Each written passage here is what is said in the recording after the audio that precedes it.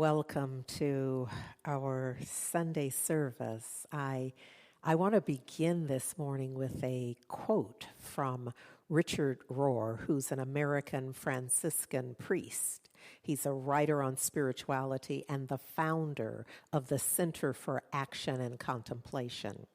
He says, "The true purpose of mature religion is to lead you to ever new experiences of your true self." If religion does not do this, he says, it's junk religion. He says every sacrament, every Bible story, every church service, every sermon, every hymn, every bit of priesthood, ministry, or liturgy is for one purpose: to allow you to experience your true self, who you are in God and who God is in you, and to live a generous life from that infinite source. Now, there's a part of me that just wants to say, Valerie Joy, would you play a little music and we just go meditate on that? And have that be our focus. I'm sure I'm going to be reminding you of this throughout the year. It's essential for Heart and Soul because Heart and Soul, at the level of its leadership, our board of trustees, our leadership circle, we call it the Ignite Circle. It's the leads and co-leads of all of our circles, and it is essential because our work, the board and the Ignite Circle, is to ignite spirit in heart and soul. We know it's there, so it's not like we're there to put the spirit there, to put the law there, none of that. We're not there to add a thing in a sense. We are there to ignite it, honoring that it's already there. So we are already in our intentional work around what's next. When Heart and Soul was founded in 2009, well, we knew it absolutely came to us in the visioning process, and as we were putting together who we are, whose we are, and how we would language that, loving and compassionate, world-class teaching and empowerment ministry. Now, for some, they'd be like, well, now really, y'all. Really, y'all are the world-class at the day one, before day one, in fact. Before y'all even doing it, you're world-class? I have to say yes. And in case you're confused, I'm just going to say summer school. And let you rock with that just a little bit. Now, in that moment, I had no idea, and I was frankly a little embarrassed that we would write, before the thing even began, a world-class, but I know the power of visioning. I know the power of intentionally speaking one's word. I know the power of a grappling hook, of sending my mind, my intention out beyond my current experience, certainly out beyond the past. I know the power in that.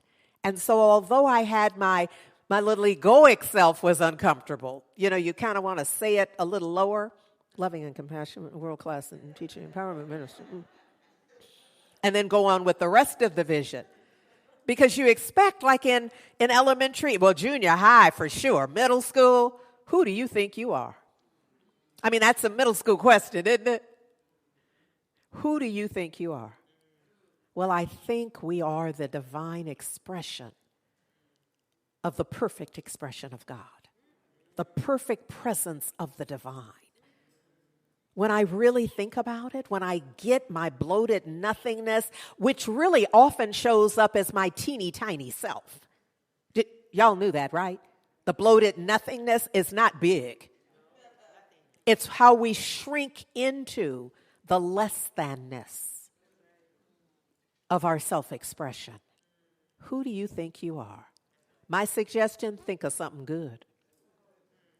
Think of something how you want to be. Think of your heart's desire.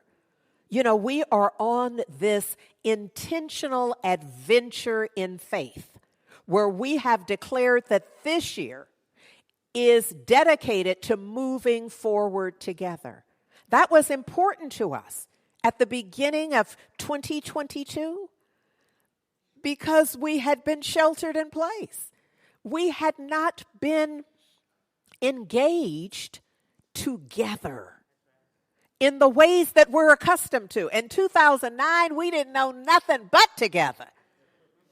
And if you were with us in 2009, you know we were together because we were in a little bitty, kind of one-room schoolhouse almost.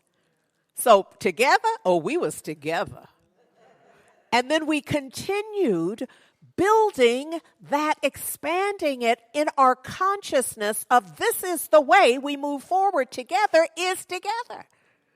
But right now we have to think of some new ways. We have to open ourselves to what we don't know and could not possibly imagine cohesively. Because none of us have had the experience of a lifetime of being in spiritual community and not being face to face. And not running up hugging everybody. And kumbaya circles springing up everywhere. Y'all know what I'm talking about. This is a different time. Dare I say monkeypox? This is a different time for humanity. And so if we intend to be in spiritual community, and I don't know about y'all, but I intend to be because it feeds my life. It transforms my being. It makes my life work in ways that it has not absent that engagement. We must engage around how are we going to do this? How are we going to be? Who are we going to be? Who am I going to be so that I can open to new ways that I've never done or been? See, that's a huge question because largely as humans, we want to do what we've been doing. We might want it in another color. And sometimes we don't even want another color. We just want a slightly different shade. Not even another color. But this is a whole new thing that we're talking about that is required of us. So look, this summer we did a summer of shift. Well, it's still summer. So we are still acknowledging our summer of shift. And I'm inviting you in these last month of summer, get some. I don't know how fully you engaged in summer school, or if you did, it does not matter. This is simply an invitation from my heart to yours for you to make this summer your summer of shift. Now, I love a good reveal, but I may as well just tell you now, fall's going to be the same. I love a good reveal. Sometimes I know I get on y'all's nerves because you're like, just tell us. And I'm like, no, I want the whole process, but I'm going to reveal it right now. We're going to do the fall of shift too. I don't know for sure, but it's probably going to be the winter of shift. Because what's the point? Shift. Whatever the season is, it's about shifting. So in our summer of shift, our text was the 4 pivots. Reimagining justice, reimagining ourselves. So this is not if you're just engaged in justice work, but reveal, we all are. You either undercover or you doing it straight up. But it's about, there's no way to be a part of Heart and Soul and not be engaged in reimagining and imagining justice. Because that's who we are. And in order to do that, we know we must reimagine ourselves, because wouldn't that be a waste of time? To just sit around and reimagine the world different and not have us change. What does that mean? If you think about it like we do it, similar to the way that we would unpack a math problem, would be to discern that if you simply reimagine justice in the world, on the planet, and you don't reimagine yourself, you ain't in that picture. Because the picture you're in is the picture that is formed out of your current consciousness. Our pictures are by right of consciousness. Our pictures meaning our life is in the way that they're unfolding. So whatever it is, no offense intended, truly, whatever it is, by right of consciousness. And frankly, for everybody whose first reaction might be to kind of grit their teeth, I hate it when you say that. That's the best news you've heard all day. That's the best news you've heard all day. Let me tell you why. Because if your life is unfolding by right of consciousness, who has the power to shift it? See, there's some places you can go on a Sunday morning where nobody wants you to believe that you have the power to change your life. But that means you're going to have to wait for somebody else to change it. And to what? Let me not even entertain none of that. Let me just go with what I know and believe to be absolutely true on my planet, on my personal planet, in my world, is that it is good news, the best news I heard. There is a power for good in the universe, and you can use it. That was almost a moment of, what you talking about? What you talking about? Because so much of the teaching that I had received did not give me access to power. Politically, the world, I'm a child of the 50s. There was no signal in the universe, in the world, in my school that supported an awareness that I had power. I had a little dominion. Tried to exercise a little power, but nothing reinforced a sense of that there was a power for good in the universe and that Andriette could wear it out. Nobody had ever told me that until there was a moment when I came to this teaching. I leaned forward. Like, what? And I can use it. They didn't say, and you're going to have to take a class. You're going to have to get a certificate. You're going to have to be baptized. There was nothing. It was simply there's a power and I can use it. That I had direct talk about leaning in. What? Because I was reimagining my life. My life, an empowered life.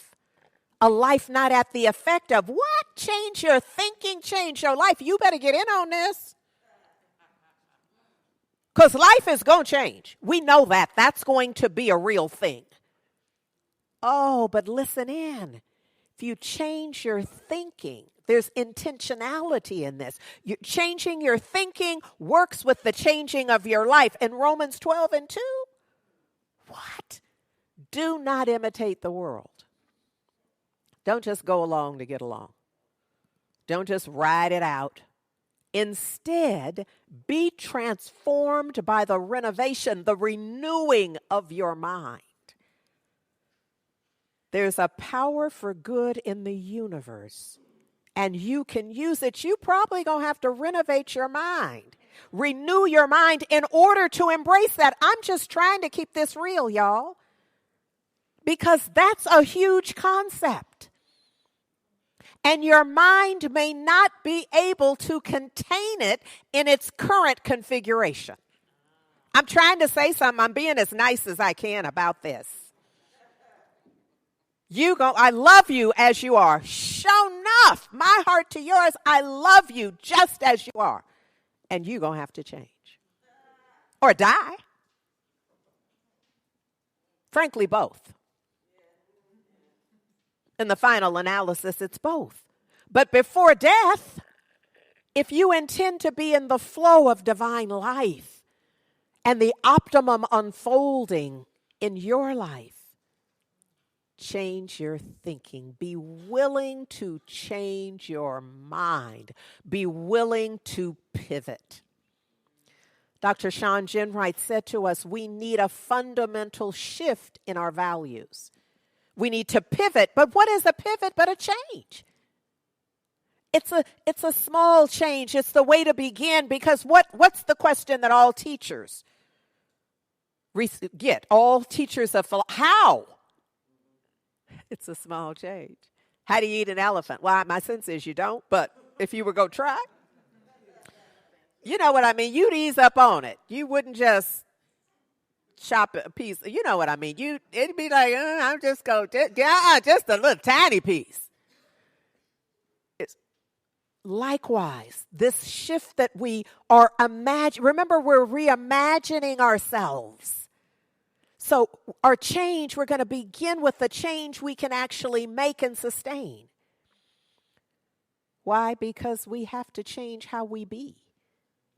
Because just changing how you do, we've already tried that, right? We know that rubber band experience where you don't change how you be at all. You just go change what you do. You know that don't last. I almost want to pass a mic around and let us tell our episodes and experiences about how we know that doesn't work. Where I don't change nothing but what I do. This afternoon, that's what happens with, what do we call them? New Year's resolutions. We just go change what we do. We got a whole list of what we go do it different. The problem is we haven't changed who we be, how we be. And so none of that can last. Does that make sense? So in this idea of changing how we be, I think Emmett Fox addresses this. Now, I mix it up some. Folks say what they say, and then I use some of that and adapt it and blend it with what I believe. So I am offering you some Emmett Fox this morning. I'm weaving Emmett Fox into what this message about change. He says, change is the law of the universe. Without change, the world would not merely without change, the world would not merely remain in a static state, but it would soon become stale and stagnant. I've talked to you about eddies. That's the water that's not in the flow. It gets stagnant and stale, yes? So without change, because there's no shift in it at all, without change, he says there would be no progress. For change is the very essence of every betterment. Y'all, heart and soul is changing. Now, for some, I know your hair's on fire right away. You don't even know how it's changing or when and in what ways and the degree to which it's just change on some level. But yes, we have to, or there'll be no heart and soul. You must change or there'll be no you. It is quite obvious, he says, that to do anything in a new and better way for any improved outcome, there must be a change. And we all desire an improved outcome, don't we? Well, you know what? I'm just, even at home, if you just rolled over in bed and hit the remote and are watching, my sense is you want something different. Not about how you view heart and soul. What tends to attract folks to a spiritual community like this, even virtually, is an intention to have life be different. So you can hang out in the cut if you want, but I recognize in you a desire to have life be different. A betterment, if you will. The difference that we're looking for is we want it a little better. A little more health and well-being. I wouldn't be mad with a little more prosperity. A little more ease and joy in relationships. We're talking about the betterment in the entire circle graph of life. You know, family, relationships, money, health and well-being, all the stuff, work, play, all of that. To a person, we have an idea of how it could be a little better. Not that we're mad with how it is. We have a picture. We are reimagining how it could be even better. Emmett Fox says change is the law of growth. And growth is the law of life. You see, without change, there'll be no growth. Growth is change.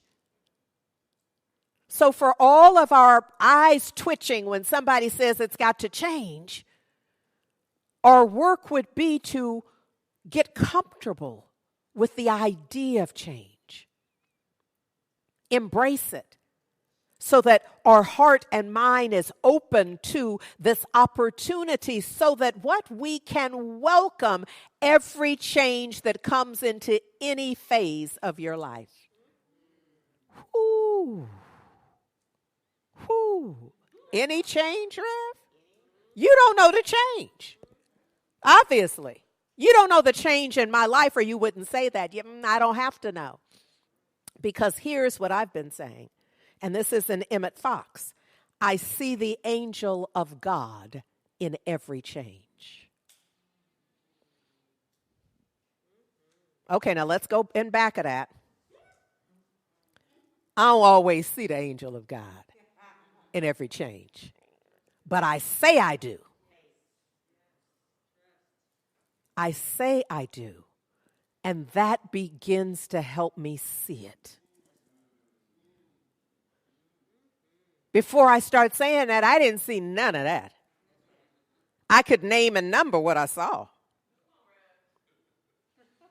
And it was not the angel of God. The shift is that now I say it. And I'm beginning to imagine that I see it. The angel of God in some stuff that I thought I would have to remove my earrings first. Some of y'all understand what I'm saying. Some of y'all understand. And instead, if you don't know, I wasn't talking to you. And instead, a commitment to seeing the angel of God in every change. Now, I require more naps than before I start doing this, because I didn't know how resistant I had been. And this shift has been kind of wearing me out a little bit. See, I'm not here to pretend like every shift is just a skip to Malou moment. No, I didn't. Worn out, working through my resistance. I'm just telling you the truth. Look, I have a set of cards from A Course in Love. And the one I pulled this morning says, all power to effect change comes from acceptance. Not acceptance of the way things are, but acceptance of who you are in the present. So what I know about who I am, who we are in the present, is that we are the mental, emotional, and spiritual equivalent of our experiences. It's our way of saying, let there be. Let there be peace. Let there be love. Let there be joy. My brother, Reverend Andy, who is our musical inspiration today, is sharing with us some new songs that he's written. And we're going to, before we're out of this, we're going to tell you how you can pre-order. But this song is dear to my heart. Why? Because I wear a ring and half for over, I can't even tell you how long, but I've read it to you before. Nothing is impossible is what this ring says. And when I first got it, I would literally finger it in moments because I had to remind myself. I wasn't even aware how frequently I was thinking, that ain't gonna work. That ain't gonna happen. They ain't not gonna let you. All the stuff. But I'd start in the midst of that. I would finger the ring, and it would just remind me that nothing is impossible. Oh, look at here. Prayer works. So this prayerfulness around nothing is impossible. See, there's an attitude of prayer. So we come to prayer with an attitude of open and available that says nothing is impossible. Everything is possible. Prayer works. And you know what else? Prayer changes things. And what it changes is you. That's what it changes. I don't even have time. I don't have time. But look, we have a class that's coming up that is about prayer, about treatment. It's about empowering your prayer to transform your life. And that begins in about a month. So it begins on September 24th for 8 Saturdays through November 19th, and that's because one of those Saturdays there's no meeting. It's Saturday morning, 10 a.m. to 12 noon, just 2 hours out of your Saturday morning. Get thee to this class so that you can have the benefit of empowering your prayer and transforming your life. Be about what works. Just saying. The idea here in both the class and in life, as Emmett Fox says, is to train yourself to rise above the hurrying tide of error. And he says, I love this, error is always hurried. To sweep you off your feet is its master strategy. He says, in turning your back on conditions, however bad they may seem, be still and know that I am God. That's our work. See, I don't know what it requires of each of us, individually in order to get, because often we have to climb over all manner of struggle, all manner of past beliefs, our sense of what has happened and what it means. Does that make sense? Because truly something happened. But the question is, what do you think happened? Because even though we all may have been there, I swear to you, we don't all think the same thing happened. And even if we somehow manage to come up with that the same thing, okay, we got some consensus that that's the thing that happened after we reword it 100 times. We can get a bit of a consensus, but how it happened? We all on different pages around how it happened and the details of it. Does that make sense? So this idea of practicing being still and knowing, seeing the angel of God in every change. That'll keep you busy. That'll keep you busy right there. With all of our machinations around our view of what's going on. So look, this idea, this notion of defaulting to be still and know. And calling in, I see the angel of God in every change. Is a pivot. Come on now. It's a pivot. And that's what our summer of change, our fall, our winter, our life is about.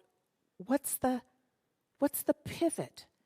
At least the small change that takes us from the single point of where we are right now.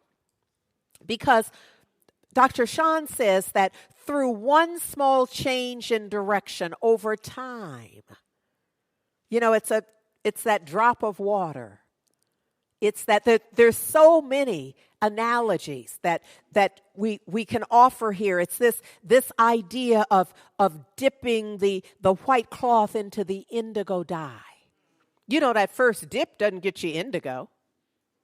Oh, but if you keep dipping, if you keep it up, it begins to saturate.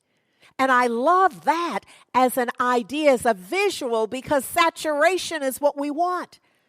We want the saturation of the idea that I see the angel of God in every change. Because I don't naturally see the angel of God period. You understand what I'm saying? On some level, I know y'all are different. I need help. Y'all are different. You're more advanced and you're deeper in the thing. Your heart is clean. You got all the stuff going for you. I, on the other hand, need prayer. And so I am working to saturate my consciousness so that I can see the angel of God in every change rather than what I'm more likely to see. This notion that we are moving forward together presupposes there's someplace we're going.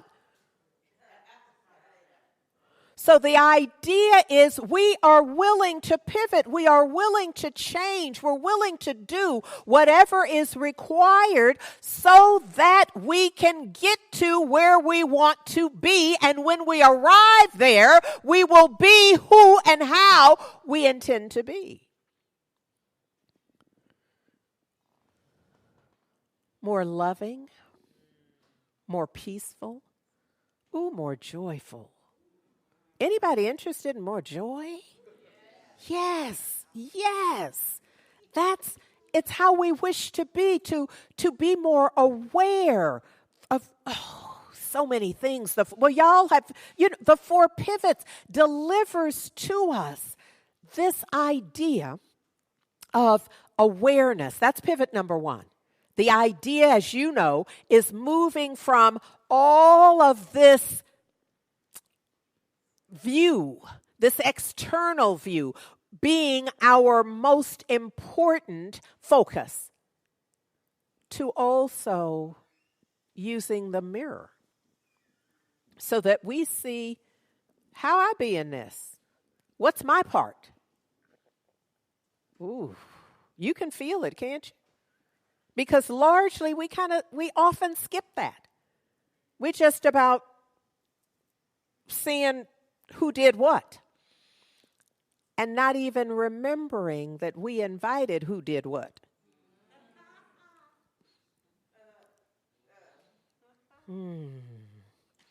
Pivot 2 is about connection. It's about moving from transactional, this for that and that for this, and to transformational. It's going to require that we see the angel of God in every change. That's part of the transformational I'm offering. Let me be clear. There are other ways to get there. If you were sitting somewhere else in a different sanctuary on this Sunday, you'd hear another essential message. This is not the only message. It just so happens that you are tuned in to this one right now. I'm going to invite you to make the most of it. Don't have this be an event. I was there. I saw it. I heard it. Don't have it just be that. That would be transactional. Allow it to be transformational. Do something with it. Get into it. Pivot 3 is about vision. It's about what Andy sang about, what he wrote about. Nothing is impossible. It's about seeing in the challenge a greater possibility. Dr. Sean Ginwright says moving from problem loving, kind of being obsessed about the problem, moving into an expanded awareness of the infinite possibilities. Because what? Nothing is impossible. Everything is possible. That's vision 3. That's pivot 3, which is vision. Pivot 4 is presence. Oh, now I got us right where I want us. Because presence, by definition, can mean being there. I'm presence. It's that. Now, no, I don't even want to go there. But it's also the divine presence. It's this action of practicing the presence, of reforming my sense of who I am. So I must move out of the frenetic pace, the hustle, into the divine flow where I can more fully sense and engage the presence, divine presence. I hope that makes sense, but we don't have to rush on this. We're going to be talking about this because this is the jam right here. And so we're going to be there. I got to leave you with Revelation 21. In that first verse, it so resonates with me, where it is written, "And I saw new heavens and a new earth. For the former heavens and earth had departed, and the sea was no more." So here's what I want you to hear this morning, is I saw new heavens and new earth. They were there all along. I just am seeing them now. This is the shift. This is the change. Can you be with me with this? So I saw new heavens and new earth. It doesn't say new heavens and new earths appeared. It says I saw them. And it could almost say I finally saw new heaven and new earth. And the past was not blocking my view. This notion of the former had departed. I'm no longer blocked by the old stuff that I used to entertain. And the confusion is no more. Oh, this is inviting us to, and I'm skipping now to Revelation 21:5. "And behold, I make all things new."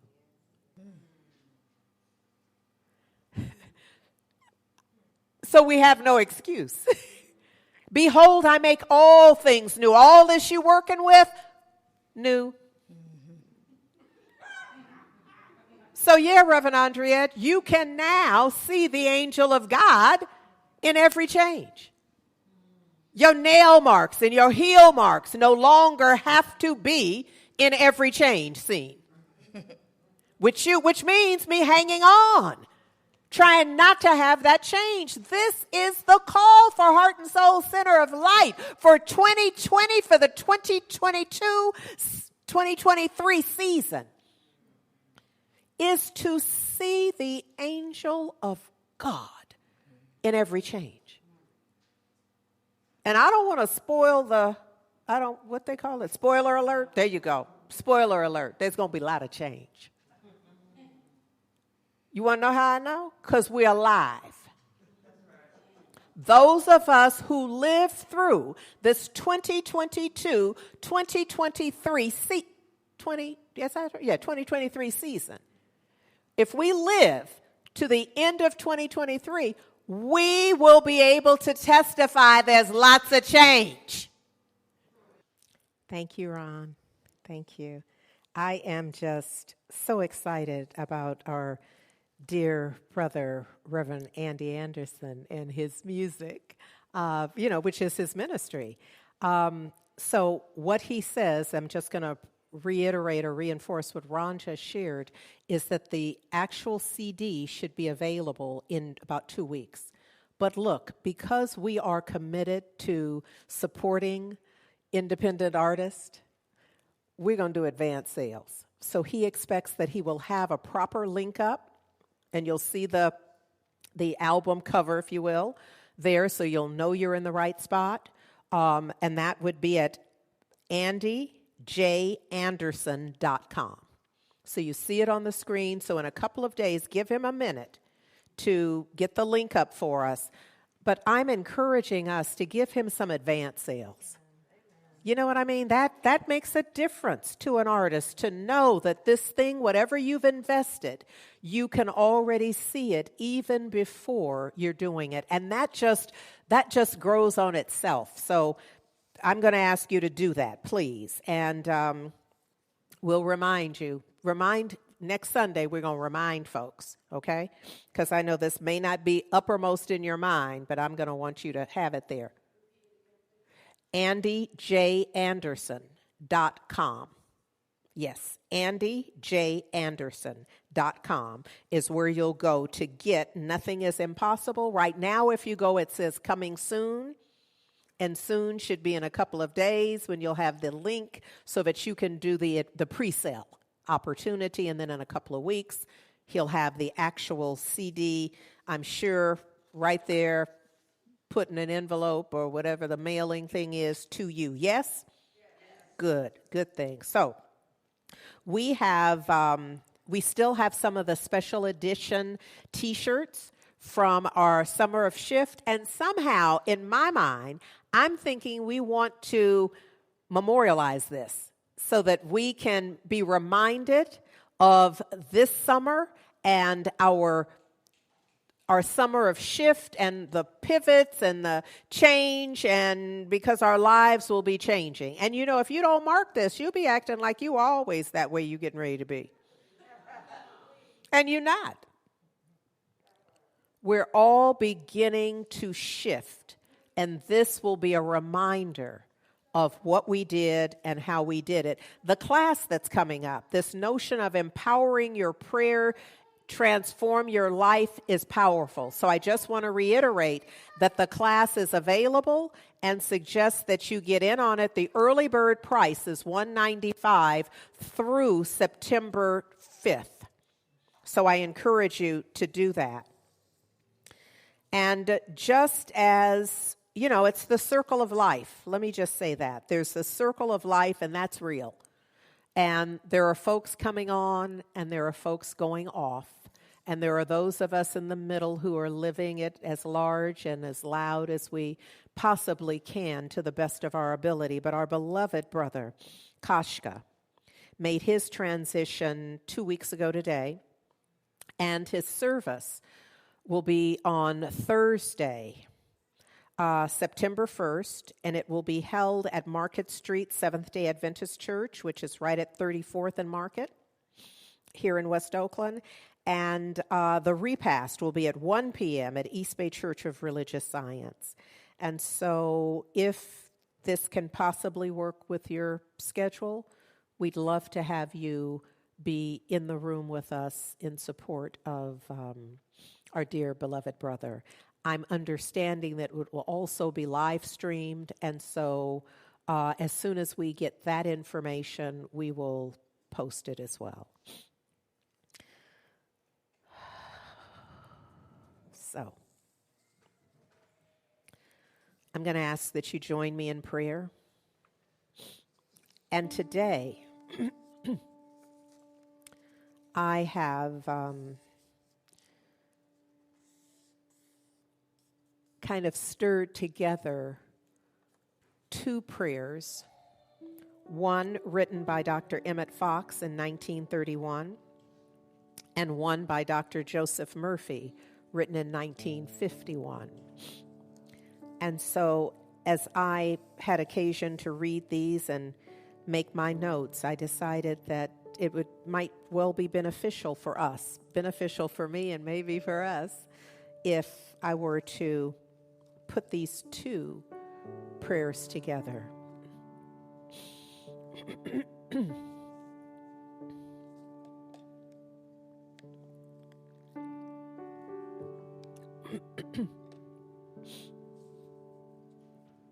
And so I invite you to just allow your eyelids to close, which is an opportunity to focus your divine intention within. Within, where all the action truly is, where cause is. It's an inside job. There is one life. And from the inside, we know this. There is one life. It's whole, it's perfect, it's complete. It's the life of God, the living one, the strong one, known by many names and many, many works. It's all one. And I am one in the divine.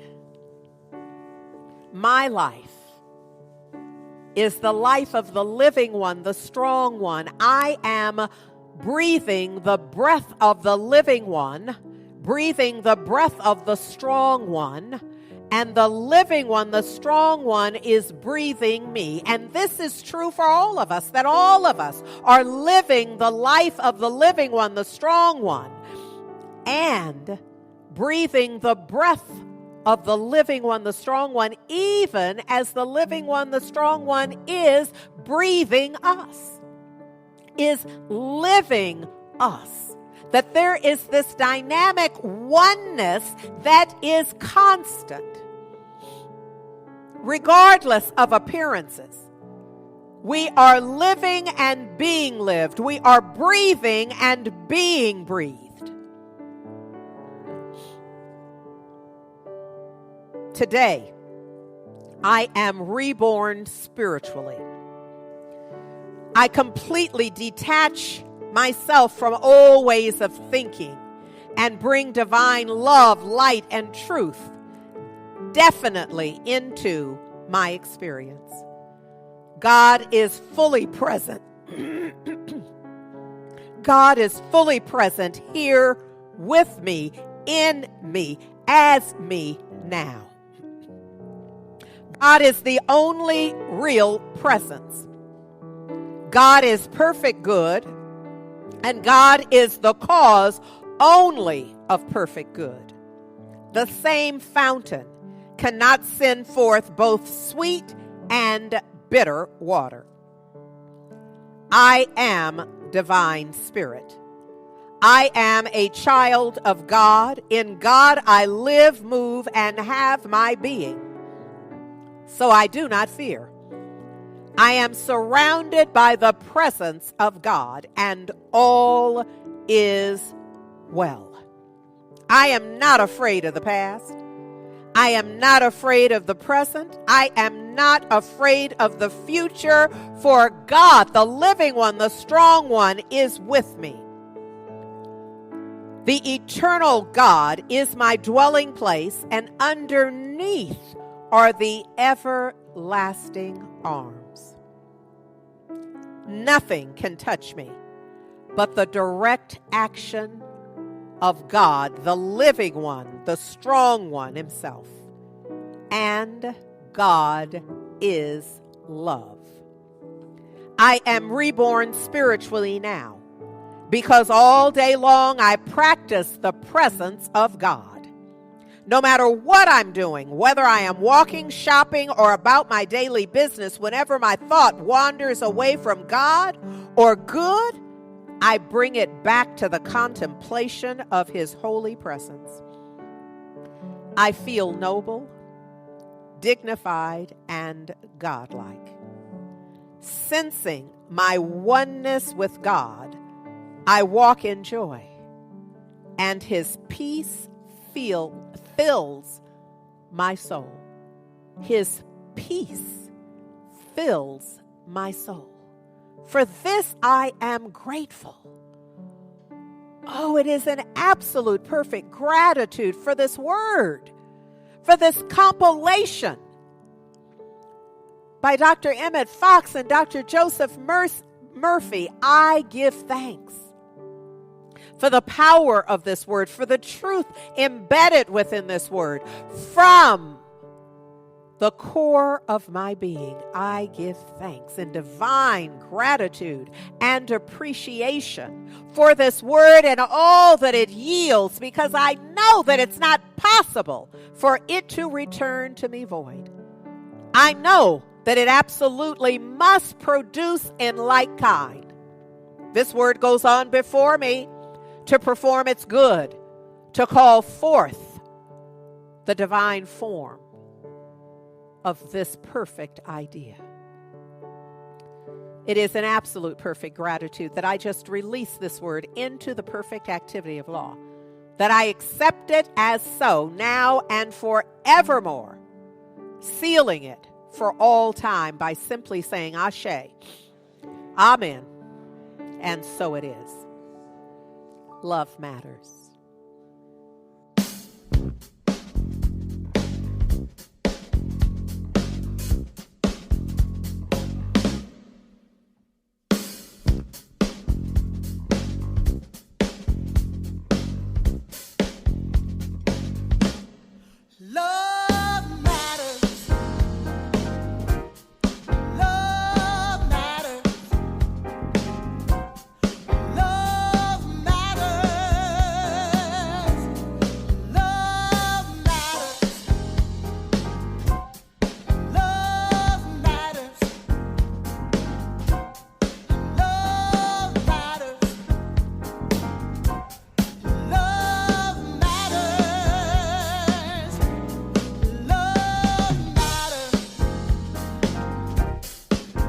me to the place